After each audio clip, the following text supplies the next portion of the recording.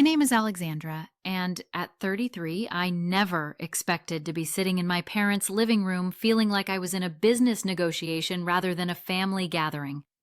As a financial advisor, I thought I understood everything about money and relationships. That was until my grandmother passed away last month, leaving me in an inheritance. That suddenly had everyone acting strange. When I got that text from my dad requesting a formal family meeting, my stomach dropped. Walking into their house that evening, the tension was thick enough to cut with a knife. Then my parents casually dropped the bomb about my inheritance money. Before I continue with my story, let me know where you're watching from in the comments. Hit that subscribe button and get ready for a wild ride about family detail on money and the lengths I went to protect what was rightfully mine. My grandmother, Martha, was more than just family to me. She was my mentor, my confidant, and honestly, the person who shaped me into who I am today. From as far back as I can remember, our Sunday brunches were sacred. While other kids my age were watching cartoons, I was sitting across from Grandma Martha at her favorite diner, listening to her stories about growing up during tougher times and the financial wisdom she gained along the way. Martha had this way of explaining money that made sense even to a 7-year-old. She would portion her pancakes into sections, telling me, this piece is for living, this one for saving, this one for giving, and this tiny piece is for enjoying today. This is how you build wealth, Alexandra. Not by having everything you want now, but by planning for tomorrow. Those lessons stuck with me. By the time I was 12, I had my own budgeting system. At 16, I opened my first investment account with money saved from babysitting. Martha would review my statements with pride, gleaming in her eyes, never telling me what to do, but asking questions that guided me to make my own decisions. My brother Andrew, 3 years younger than me, had a completely different relationship with money.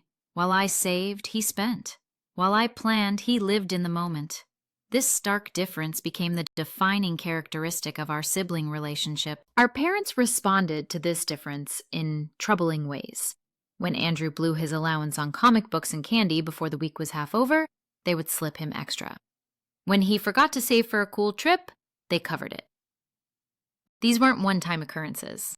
They were patterns. I remember when I was 17, I had been saving for 6 months to buy a laptop for college. The day I was going to purchase it, Andrew crashed his bike into Mrs.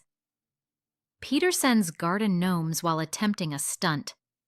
Rather than making him work to pay for the damages, my parents took money from my laptop fund, promising to pay me back. They never did. I worked an extra month at the local library to make up the difference.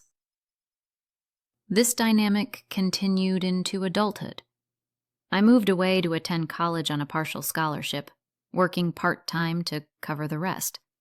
Meanwhile, Andrew went to an expensive private university, failed most of his classes, and got bailed out by our parents each semester. I built my career in financial advising step by step, while Andrew bounced between jobs, always with some excuse about toxic workplaces or bosses who just didn't understand his potential. Despite all this, I maintained a relationship with my family. It wasn't perfect, but it was what I had. I would drive 2 hours to visit every other month, listen to my parents brag about Andrew's latest venture even though I knew it would likely fail, and bite my tongue when they asked if I could help him with his resume again. Grandma Martha was my sanctuary in these family dynamics. She saw through the patterns and encouraged me to set boundaries while still being compassionate. She always told me, family is important, Alexandra, but not at the expense of your own well-being. Only twice, both times asking her for money for a new food truck business idea he had. After she passed, the grief hit me in waves. I would be fine one moment, then find myself sobbing in the cereal aisle at the grocery store because I saw her favorite brand of oatmeal. Martha had told me she was leaving me something in her will, but we never discussed specifics. Money was never the foundation of our relationship, so I didn't ask for details. By this point in my life, I had built a solid career as a financial advisor. I had my own condo in the city, a healthy retirement account, and enough disposable income to travel when I wanted to. I wasn't rich by any means, but I was financially stable in a way that made me proud, especially before 40. Then came the text from my father 3 weeks after Martha's funeral. "We need to have a family meeting this Friday. Please be at our house by 6. Important financial matters to discuss." The formality of it was strange. Our family didn't do meetings. We did chaotic holiday gatherings and occasional birthday dinners, but never meetings. Something felt off. The drive to my parents' urban home that Friday evening gave me plenty of time to think.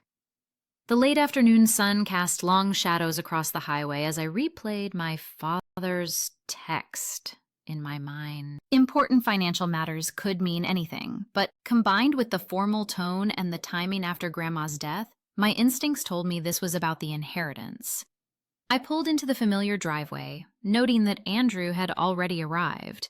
His new silver sports car looked jarringly out of place next to my practical sedan. For someone supposedly in financial trouble, he always managed to have nice things. I took a deep breath, grabbed the bottle of wine I had brought, and headed for the front door. Mom answered on the first knock, her smile a little too bright, her hug a little too tight. "Sweetheart, your hair, come in, come in. Your father and Andrew are in the living room." The house smelled like Mom's lasagna, my favorite, which immediately struck me as suspicious. She only made that when she wanted something or was trying to soften a blow. Dad's did to grip me with an awkward handshake instead of his usual bear hug. "Evening, Alexander." "Glad you could make it on such short notice." Something in his businesslike tone sent a chill down my spine. This wasn't my dad, the high school history teacher who collected vintage records. This was someone else, someone who had an agenda. Andrew lounged on the couch, barely looking up from his phone. "Hey, sis," he muttered, his sleeve riding up to reveal a watch that I recognized as a luxury brand, worth at least $5,000. I quickly calculated how many months of rent that could cover for someone, supposedly drowning in debt. We made stilted small talk, as Mom busied herself, bringing out appetizers that were far fancier than our usual family gatherings. I noticed her hands trembling slightly as she arranged cheese and crackers on a platter had never seen before. She kept glancing at Dad as if seeking reassurance. As I helped her bring drinks to the living room, I glimpsed a stack of papers on the dining table. The words "Last Will and Testament" were visible on the top sheet before Mom hurriedly covered them with a table runner. "What are those documents, Mom?" I asked casually. Her laugh was too high and too fast. "Oh, nothing important right now. Let's just enjoy some family time before dinner, shall we?" The evasions sent up another red flag. In that moment, memories of similar scenarios throughout my childhood came flooding back. The time Andrew crashed the family car and I wasn't allowed to use it for my job. Interview. The Christmas when my gift was a sweater while Andrew got a laptop for school. The way they remortgaged their house to fund Andrew's first failed startup, but couldn't contribute to my college fund. We settled in the living room, an uncomfortable tableau of forced normalcy. Mom perched on the edge of her seat. Dad kept checking his watch, and Andrew scrolled through his phone, occasionally smirking at something on the screen. The tension was palpable. After what felt like an eternity of discussing weather and neighborhood gossip, Dad cleared his throat and sat up straighter. "Well, I think we've waited long enough. Let's get to the purpose of this meeting." The words hung in the air like a guillotine about to drop. Mom clutched her napkins so tightly her knuckles went white. Andrew finally put his phone down, suddenly interested in the conversation. As a financial advisor, I've sat across from clients having difficult money conversations hundreds of times. It recognized the signs anywhere. The nervous gestures, the rehearsed opening lines, the strategic seating arrangements. My parents had placed me in the hot seat, facing all three of them. This wasn't a family discussion. It was an ambush. Dad folded his hands on his knee, adopting what I recognized as his principle. Conference posture from parent-teacher meetings. Alexandra, you know that family is the most important thing in the world to your mother and me. We believe in supporting each other through thick and thin. The rehearsed quality of his words made my skin crawl. I nodded slowly, already bracing myself for whatever was coming next. Mom jumped in, eyes already glistening with tears. She hadn't yet turned the right to shed. Your brother has been going through a really tough time lately. The economy is just so difficult for young entrepreneurs. I bit back a reminder that at 30, Andrew was hardly a youth victimized by economic forces, and that I worked in finance and understood the economy quite well. Instead, I simply asked, "What's going on?" Andrew heaved a dramatic sigh. His expression practiced remorse with just a hint of entitlement peeking through. I made some investments that didn't pan out, and I've got some creditors breathing down my neck. Nothing I can't handle, eventually, but it's pretty intense right now. Dad cut to the chase more directly than I expected. We've been discussing the inheritance that Grandma Martha left you. The way he said you held a note of resentment, as if my grandmother loving me enough to leave me something, was somehow an act of family betrayal. Given Andrew's situation and the fact that you're doing so well financially, Dad, we've decided that the most sensible course of action would be to your inheritance to clear Andrew's debts. The casual way he dropped this bombshell, as if he were simply telling me they were changing the dinner menu, left me momentarily speechless. I maintained my composed exterior, a skill honed through years of client meetings during market downturns. But inside, a volcano of emotions erupted.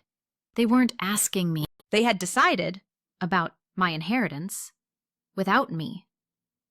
Mom must have mistaken my silence for consideration because she quickly added, "You always were the responsible one, sweetheart.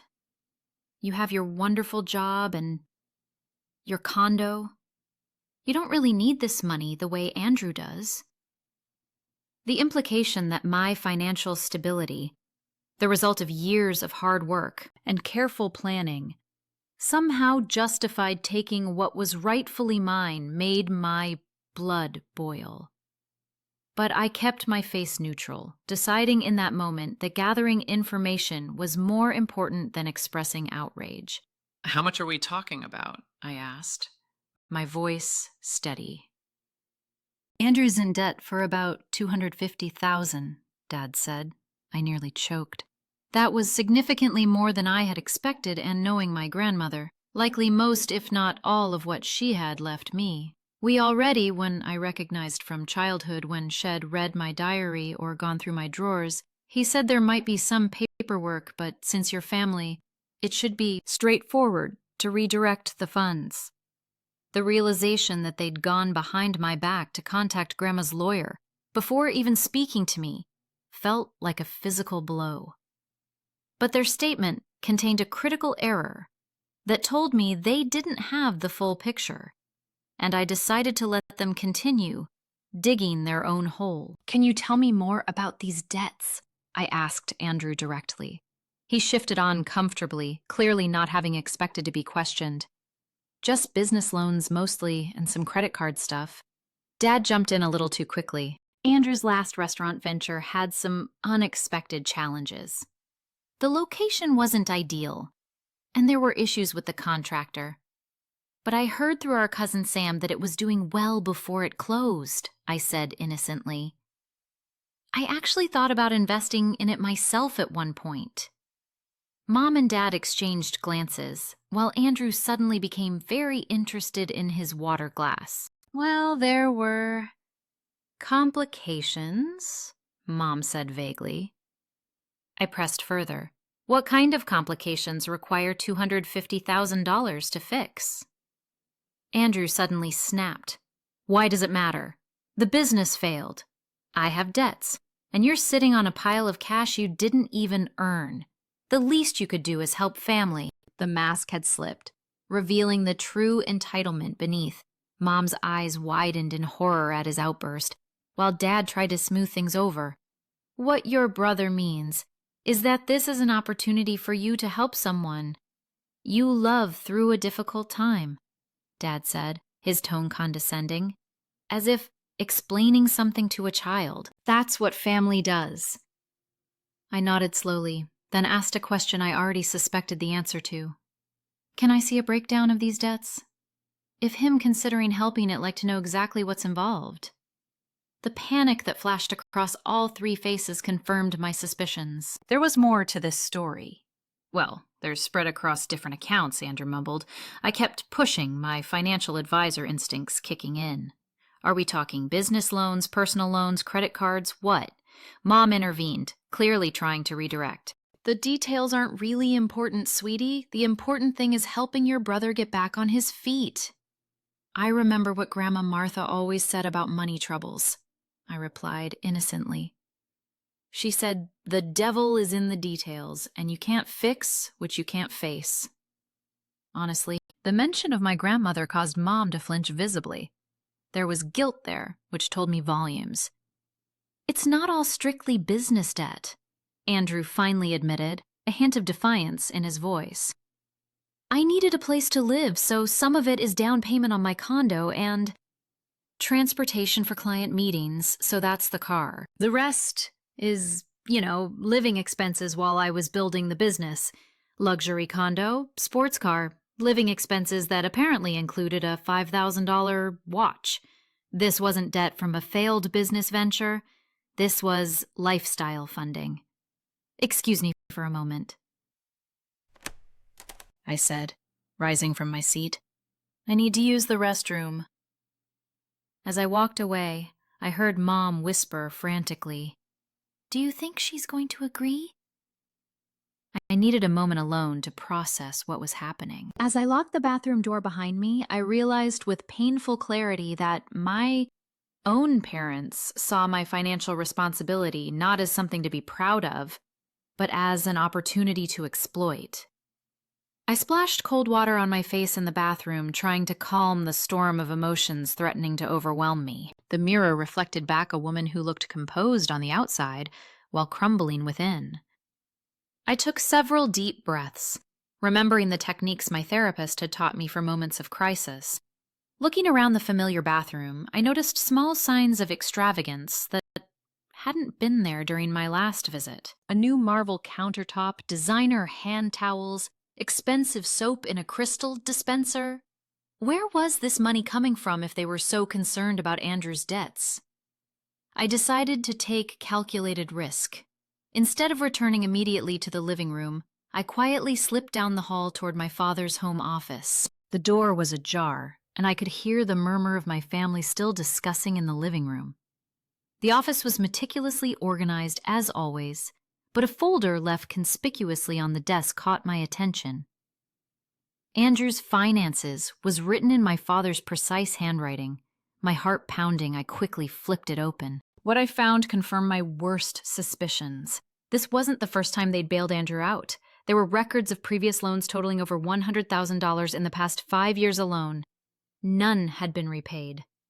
There were also printed screenshots of Andrew's social media posts showing lavish vacations in Bali and Switzerland that mysteriously coincided with when he claimed to be working tirelessly on his failed business. Most damning of all was a printed email from Andrew's ex-girlfriend Sarah dated 6 months ago, warning my parents that Andrew had a gambling problem and had borrowed money from some dangerous people. They had apparently ignored her concerns completely. I quickly took photos of the most important documents with my phone, then heard footsteps approaching. I slid the folder back into place and pretended to be examining the family photos on my father's bookshelf when my mother appeared in the doorway. "Alexandra, what are you doing in here?" Her voice carried a note of suspicion. I smiled innocently, just looking at old photos. I miss Grandma Martha so much sometimes. Mentioning my grandmother caused exactly the reaction I expected. Mom's face softened with guilt, and she ushered me back toward the living room without questioning me further. As we walked, I made a quick decision and whispered, "Mom, can I call my friend Jessica really quickly? I promised I'd let her know if it'd be available for brunch tomorrow." My mother, eager to get back to the manipulation session they had planned, nodded distractedly. "Make it quick, though. Your father wants to finalize things tonight." I stepped into my old bedroom, now converted to a guest room, and called, "Jessica, my best friend. Since college, and the one person I trusted completely." She answered on the second ring. "Lex, are you at your parents' tonight?" I kept my voice low. "Jess, you're not going to believe what's happening." My voice cracked slightly as I quickly explained the situation. Jessica's outrage was immediate and validating.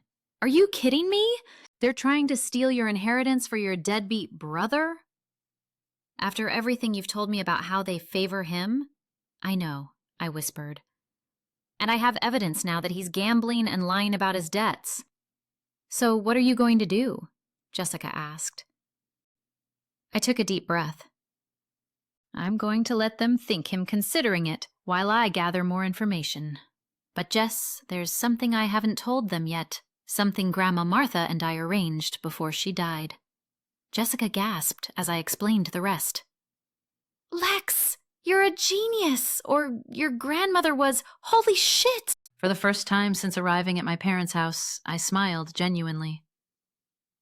"I have to go back before they get suspicious. It'll call you tomorrow with updates."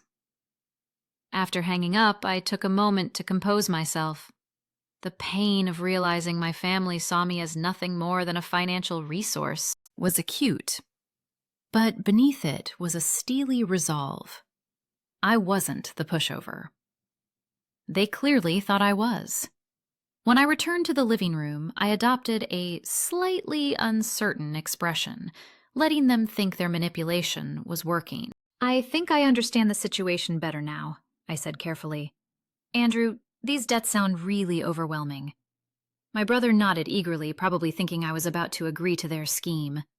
"It's been really stressful, sis. I can hardly sleep at night." I highly doubted that, given the luxury watch and sports car, but I kept that thought to myself.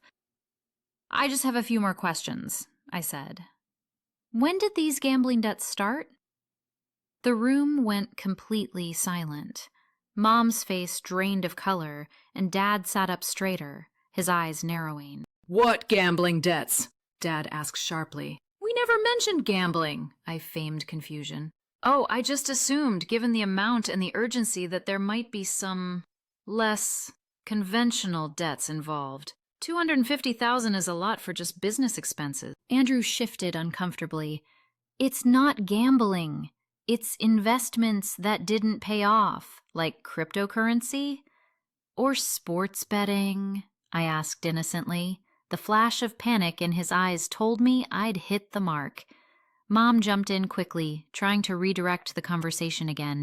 "The nature of the debts isn't important, Alexandra," she said firmly.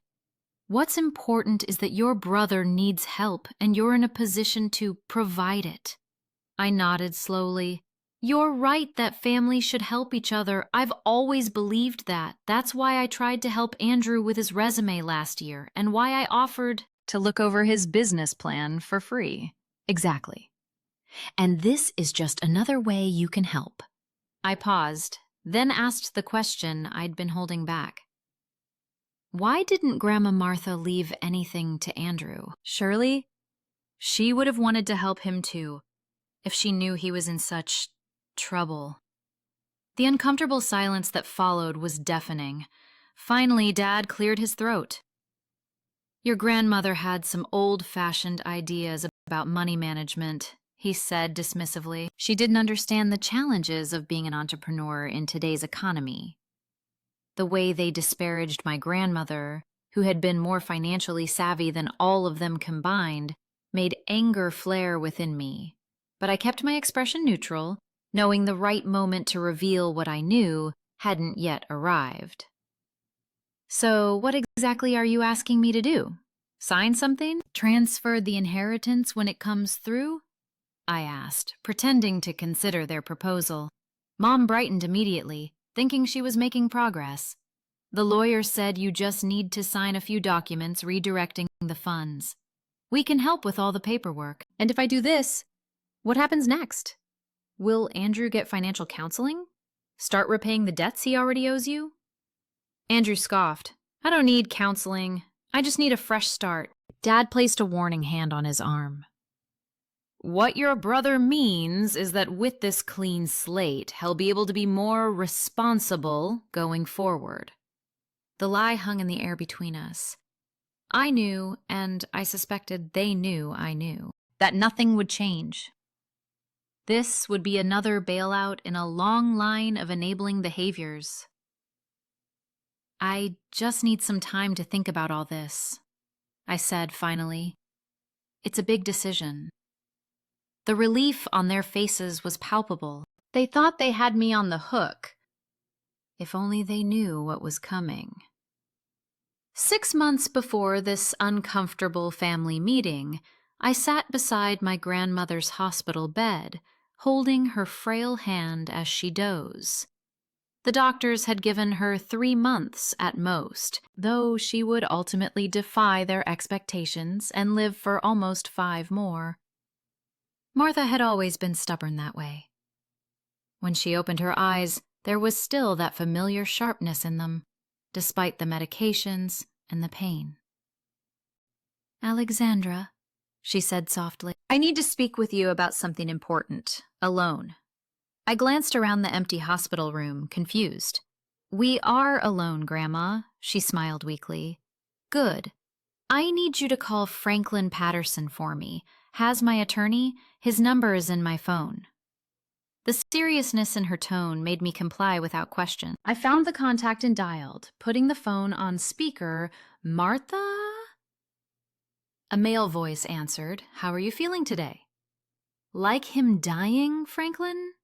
My grandmother replied with her characteristic bluntness. But while my mind is still clear, I need to make some changes to my arrangements. I have Alexandra with me. She's the one I told you about. I was surprised by this. We never met Mr. Patterson, nor did I know my grandmother had discussed me with him. Patterson, professional but warm in his tone, said, Hello, Alexandra. Your grandmother speaks very highly of you. I'm sorry we're meeting under these circumstances. After some brief pleasantries, my grandmother got straight to the point. Franklin, I need to change how Alexandra receives her inheritance. I don't trust my son and his wife to respect my wishes once I'm gone. The directness of her statement shocked me. Grandma, Dad would never. She cut me off with a gentle squeeze of my hand. Listen to me, Alexandra. I love my son, but I know him. He has always enabled your brother, and that's partly my fault for not being firmer when he was growing up. But what matters now is protecting what I've worked my entire life to build. Mr. Patterson spoke up. Martha, are you thinking about the trust option we discussed? Yes, she confirmed. I want everything moved into an irrevocable trust with Alexandra as the sole beneficiary. Can we make that happen quickly? We can, he assured her. He'll drop the paperwork and bring it by tomorrow.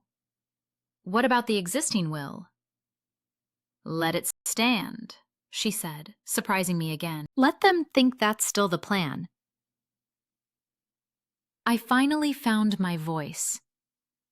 Grandma, I don't understand. What's going on? She looked at me with a mixture of love and sadness. Your parents have been asking me for money for Andrew's debts for years. I always refused because I knew it wouldn't help him in the long run. When I told them last month about my diagnosis, the first thing your father asked was how my estate would be divided. The revelation felt like a punch to the stomach. I couldn't believe my father would be so callous. I made the mistake of telling them I was leaving most of my estate to you, she continued. I saw the look they exchanged, and I knew right then they would try to take it. From you. But Dad wouldn't, Mr. Patterson interrupted gently. I've been Martha's attorney for 30 years, Alexandra. Trust me when I say we've seen this pattern before with your brother. Your grandmother is being prudent, not paranoid. Over the next several weeks, as my grandmother's health fluctuated, I worked closely with Mr. Patterson to establish the trust. We transferred all of my grandmother's significant assets, property, investments, cash accounts, into an irrevocable trust with carefully structured terms. First, I felt tremendous guilt about the secrecy. These were my parents, after all. But each time I visited my grandmother, she would share another story about my father asking about her finances, or Andrew calling with some new emergency requiring funds. These conversations reinforced that her concerns were valid. The trust was designed with several important features. First, it was established while my grandmother was still alive, meaning the assets were already transferred before her death and would not go through probate.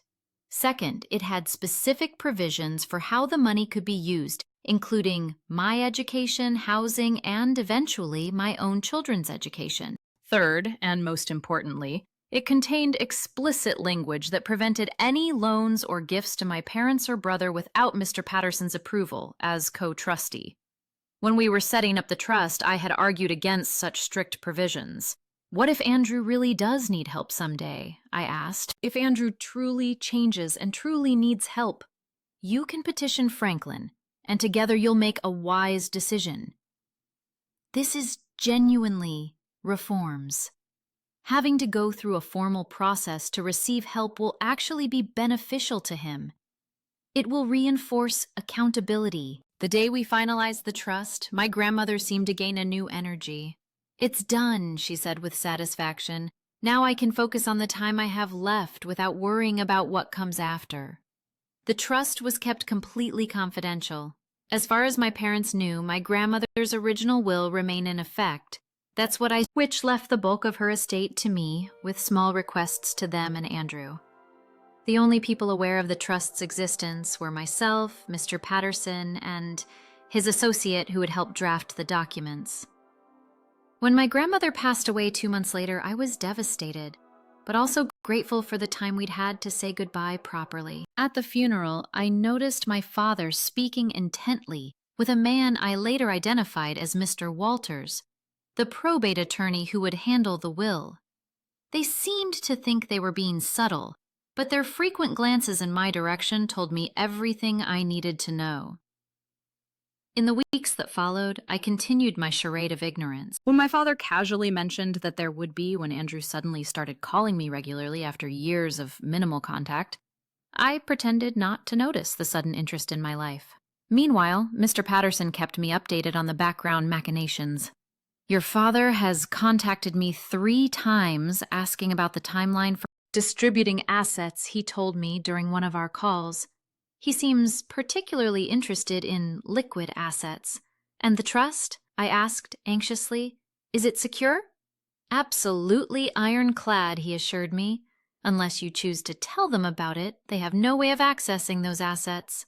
The will they think is governing the estate is essentially an empty shell. All major assets were transferred before your grandmother's death. To maintain the illusion, we allowed the probate process to proceed for the small amount of assets that remained outside the trust. This would give my parents and brother the impression that the process was moving forward normally, while the bulk of the inheritance was already safely secured. The trust arrangement wasn't just about protecting the money, it was about honoring my grandmother's wishes and the values she had instilled in me. She hadn't worked her entire life saving carefully and investing wisely, only to have her legacy squandered on Andrew's gambling debts and luxury purchases. The hardest part was keeping this secret from my family. Despite their flaws, I loved them. Each time I considered coming clean, I remembered my grandmother's words. They'll drain you dry. And so I maintained the pretense, waiting to see how far they would go. When my father's text arrived requesting the family meeting, I knew the moment of truth was approaching. It spent 6 months preparing for this confrontation, but that didn't make it any easier.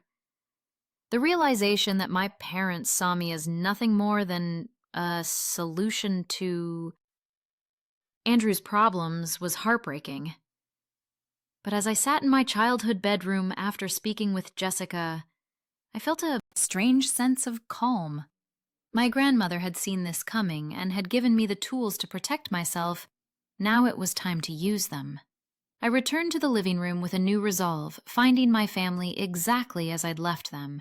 Dad looking businesslike, Mom anxious, and Andrew trying and failing to hide his anticipation. They had clearly been discussing how best to handle me while I was gone. I think I understand the situation better now, I said, taking my seat again. The relief on their faces was immediate. Mom reached over to squeeze my hand. I knew you'd understand, sweetheart. Family has to stick together. I nodded slowly. Family is important. Grandma Martha taught me that.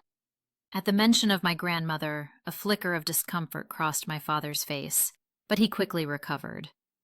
Your grandmother would want what's best for all of us, he said confidently. I decided to play along a little longer. So what exactly are the next steps here? I assume you have some paperwork ready. Dad brightened visibly. Yes, actually, Mr. Walters provided some forms. They just need your signature, and then when the estate clears probate, the funds will go directly to pay off Andrew's obligations. The casual way he discussed redirecting my inheritance still stunned me. But I maintained my composure. And how soon would this happen? The probate should be complete within the next few weeks, Dad explained. Mr. Walters says it's moving along smoothly. Andrew, unable to contain himself any longer, jumped in. This is such a relief, sis. I already put a deposit down on a commercial space for my next venture. It's going to be big this time. I can feel it. His statement confirmed my suspicions. He wasn't just planning to pay off existing debts, he was already spending money he didn't have, counting on my inheritance. You put a deposit down? I asked, fainting confusion. But I thought you were in financial trouble. Mom shot him a warning look, but Andrew just shrugged. I had to move fast on this opportunity. Once this debt stuff is cleared up, it'll be back on track. Dad tried to redirect the conversation. Perhaps we should sign those papers now. While we're all together, he reached for his briefcase beside the couch. It was time. I took a deep breath, steeling myself for what was to come. Before we do that, there's something you all should know, I said calmly. 3 pairs of eyes fixed on me with varying degrees of wariness. I had a private conversation with Grandma Martha before she died. I continued. About her estate and her wishes. Dad frowned. Whatever she told you, the will is clear. And as executives, your mother and I, there's no money in the estate. I interrupted quietly. The statement hung in the air for a long moment before Mom found her voice. What do you mean no money? That's ridiculous. Your grandmother was quite well off. I maintained eye contact with my father, who was beginning to look distinctly uncomfortable. 6 months before she died, Grandma transferred all her major assets into an irrevocable trust. The will you're so eager to execute is essentially empty. Andrew's face contorted with anger. That's bullshit, he exploded. Grandma had money. She owned her house. She had investments. All in the trust, I confirmed. Mr. Patterson helped her set it up, specifically to prevent what you're trying to do right now.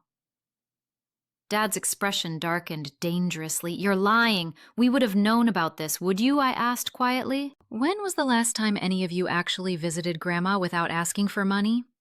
When did you last spend time with her because you wanted to, not because you wanted something from her?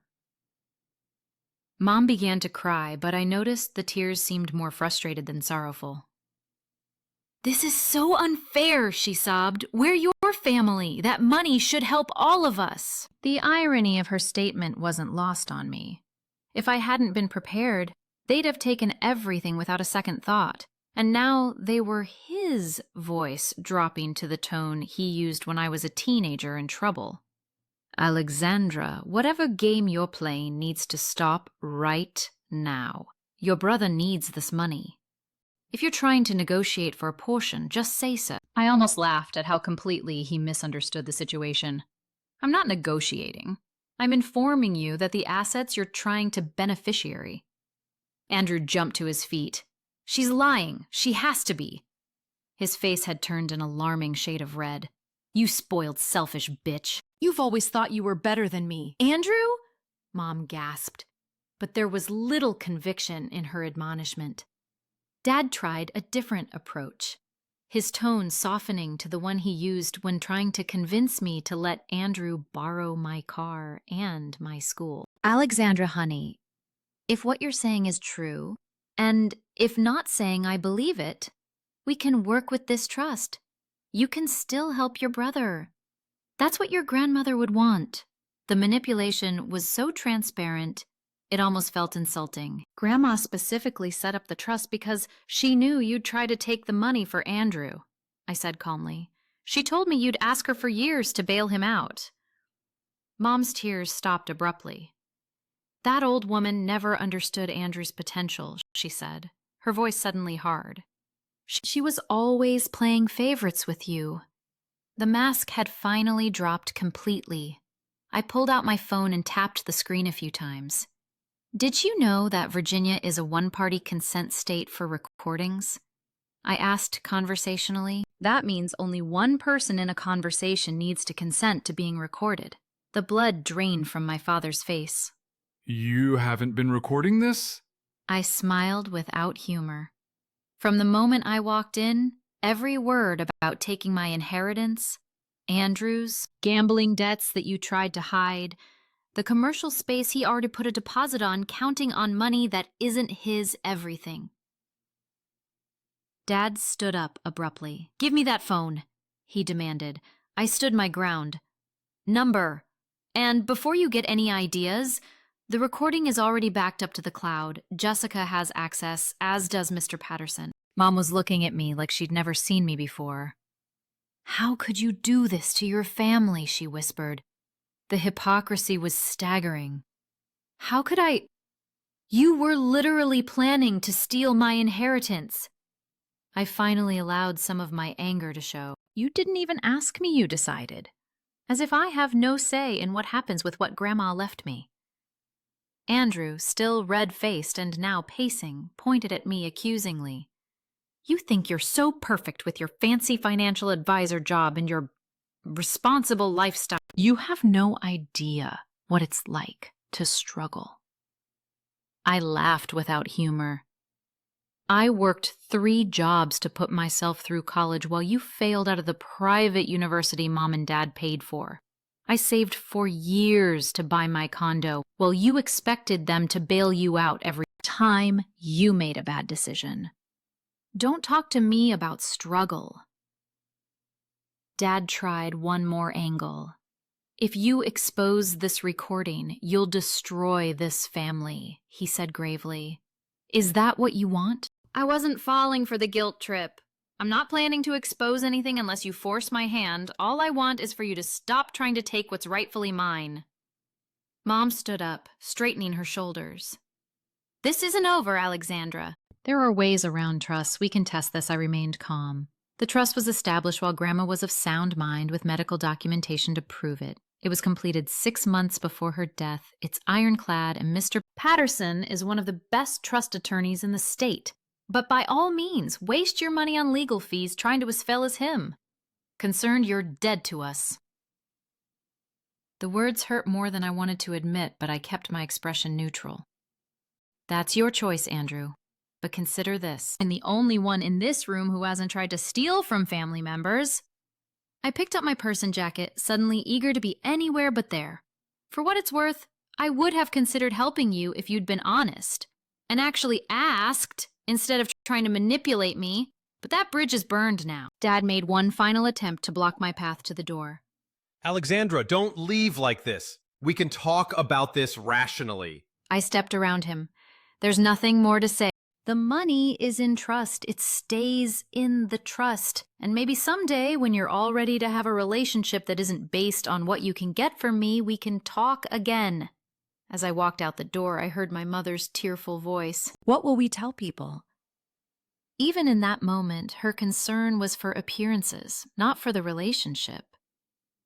She'd just damaged beyond repair. I got into my car, hands shaking slightly as the adrenaline began to ebb. As I pulled away from the house I'd grown up in, I felt a complex mixture of emotions, sadness for what had lost, anger at their betrayal, but also an unexpected sense of liberation. For the first time in my life, I was completely free of their manipulation. My grandmother had given me more than just a financial inheritance.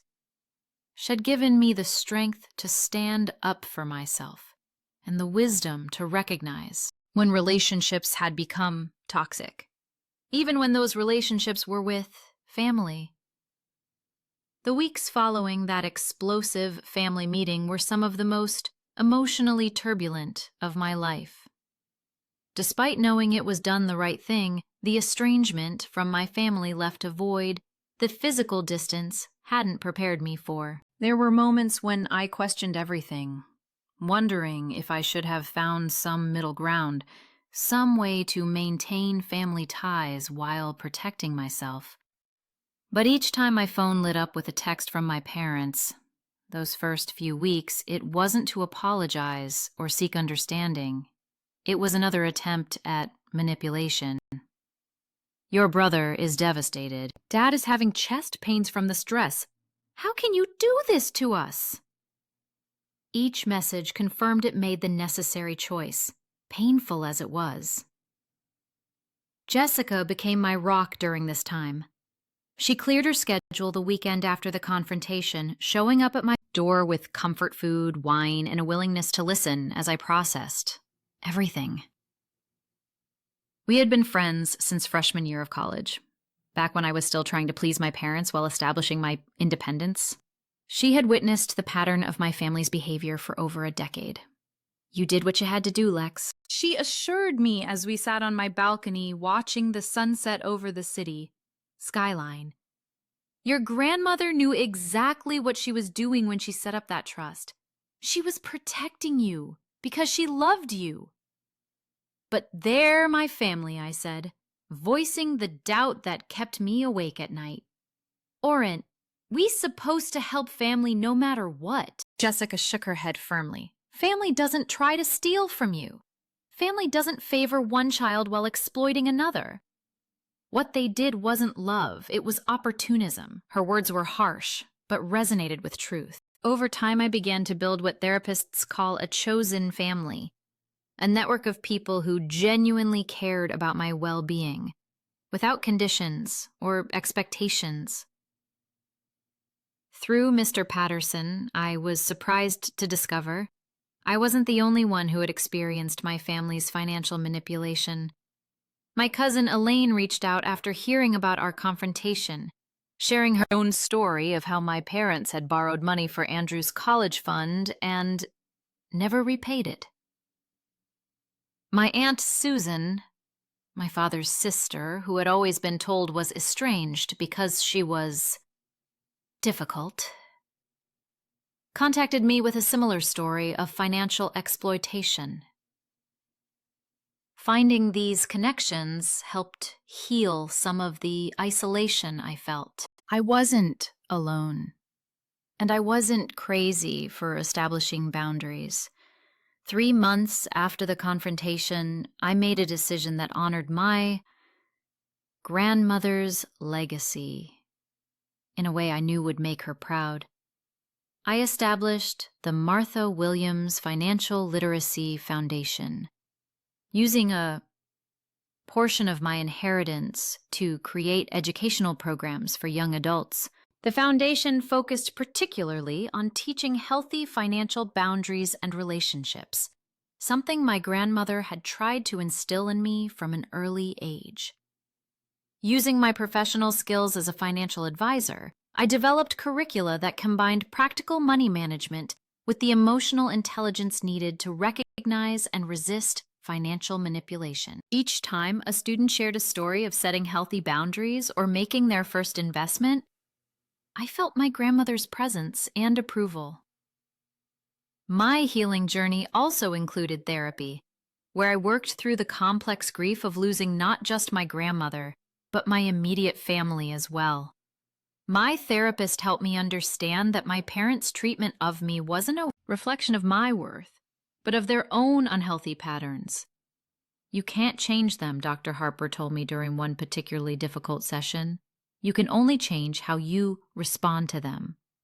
And sometimes, the healthiest response is distance. Despite this wisdom, 6 months after our confrontation, I made one final attempt to reach out to Andrew. Not with money, but with something I thought might be more valuable: my professional expertise. I sent him an email offering to provide free financial counseling to help him develop a sustainable budget and debt repayment plan.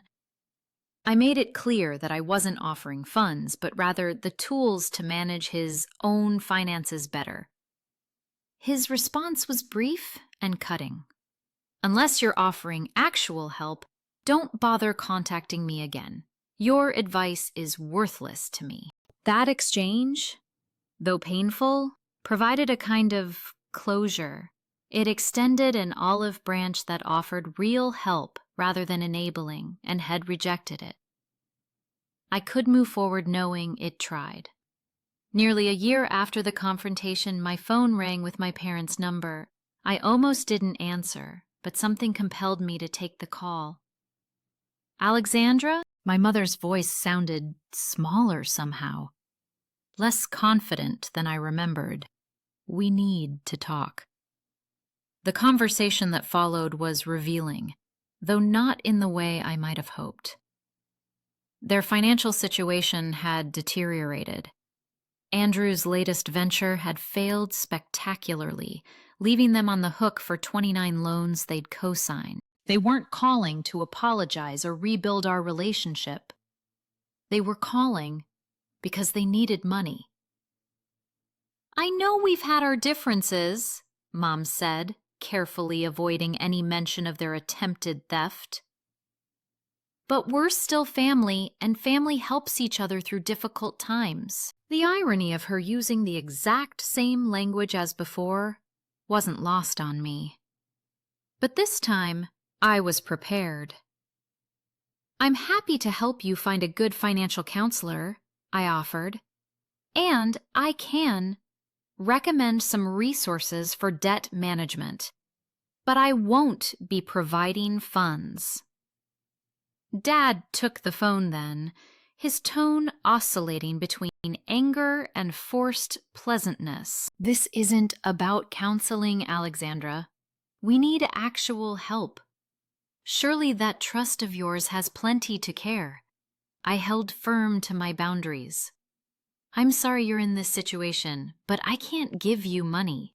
That would just be continuing the cycle that's gotten Andrew to this point. The call ended with my father calling me selfish and heartless words that once would have devastated me, but now simply confirmed I was making the right choice.